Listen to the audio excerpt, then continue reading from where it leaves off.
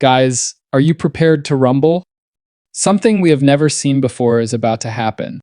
Lead lag report says, correct? At this moment, we are traversing unexplored territory. Right now, we have no idea what the future holds. We have reached a point from which there is no way back. All right, wait. And I always feel good when I think about Donald Trump because he's doing a fantastic job in his role.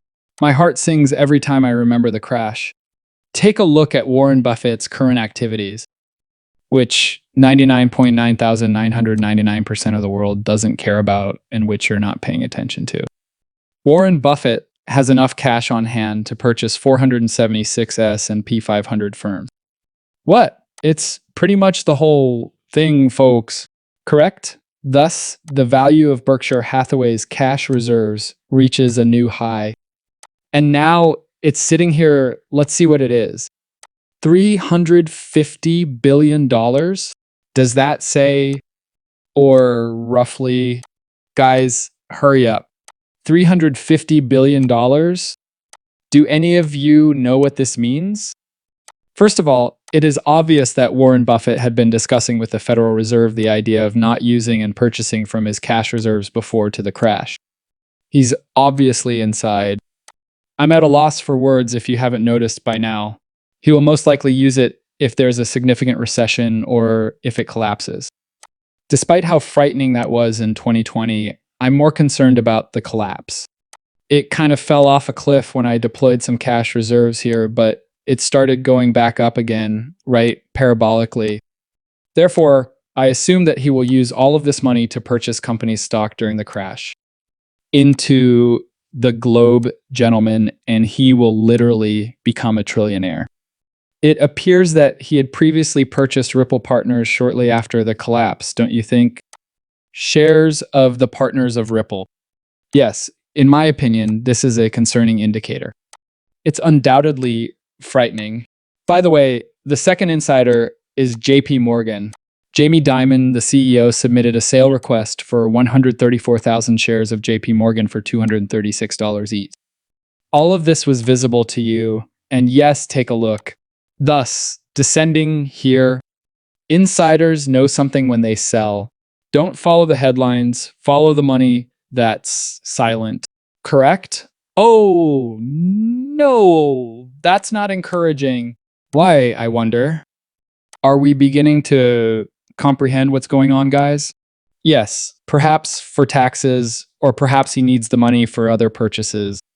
However, it was noted that this individual sells at the top. All right. Do you guys think these are his sells? It continued to rise. He made some sales here. That was very much the top, all right? Yes, the very top. At the top, he sold. And now he did it once again. Yes, so does it imply that this is how it will end?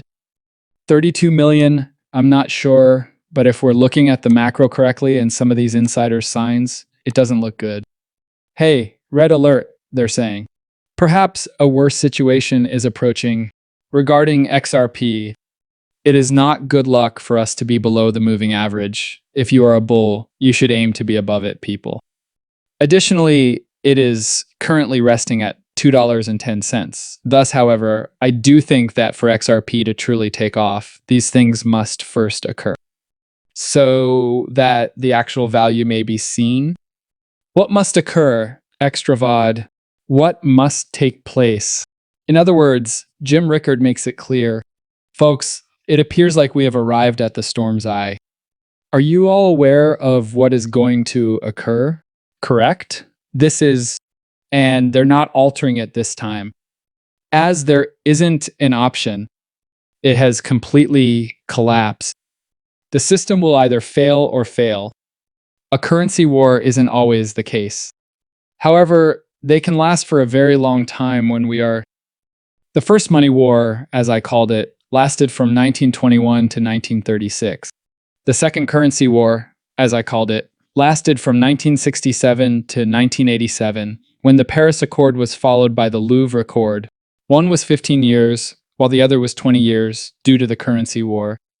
In 2010, the third currency war broke out. And we're looking at 2025 to 2030 if you go out 15 years. The cause of the protracted currency warfare. Hold on a moment. Thus, 2025 to 2030 is a literal one moon period, correct? And it fits in well.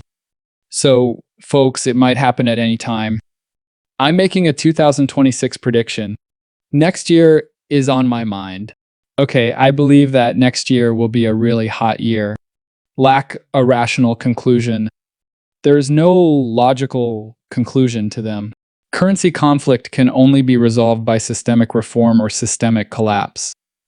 The system may be reformed, as we did at Bretton Woods, the Smithsonian Agreement, the Plaza Court, and the Louvre Court in the 1900 ADS, or it can be allowed to fall apart, as it did in 1914 and 1939. You have two options then. Yes, folks. The system is completely breaking down. I have no idea about anyone else. They're preparing. Take a look at this.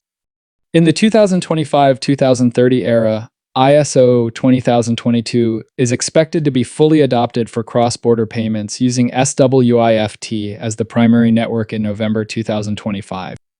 Guys, hurry up. Then Ripple responds, hold on a second. Our LUST have been integrated into Ripple payments, allowing for real-time cross-border payments supported by institutional-grade compliance, transparency, and trust.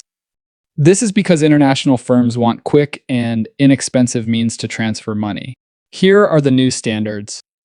Have you heard Ripple mention a new standard anywhere else? The standard is XRP.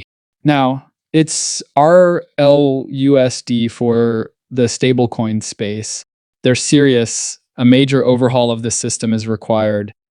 The impact of technology is expanding rapidly, and it has already transformed a wide range of sectors, including manufacturing, agriculture, medicine, and commerce. Nevertheless, because legacy infrastructure makes international money transfers needlessly complicated cross-border payment systems are still stuck in the past. With all of this political unpredictability, why do you think the globe is moving in that direction? Do you know why? Because XRP's integration into the Venetian system and Ripple's dominance are both necessary for that one goal. To change it entirely, to upgrade or even not upgrade. Why? The pyramid's foundation needs to be modified because of this. International payments ought to be easy, quick, and reasonably priced. Because of their real-time settlements, reduced fees, enhanced transparency, and easier accessibility, stablecoins provide an alternative to conventional payment rails. These benefits have contributed to the rise in the use of stablecoins by financial institutions and businesses. Therefore, there will be a variety of payment methods in the future. Payments for stablecoins utilizing XRP. Alright, one kind of digital currency is stablecoins. Intended to preserve the value of commodities or monetary assets like the USD or EUR, tying a stablecoin's value to a fiat stablecoins are a sensible option for payments since they lessen the price volatility that various cryptocurrencies may have. They offer the best of both worlds, the efficiency of blockchain technology and the dependability of conventional cash. This is how USD stablecoin PEC2 works. Currency wars are discussed by Jim Rakers. The USD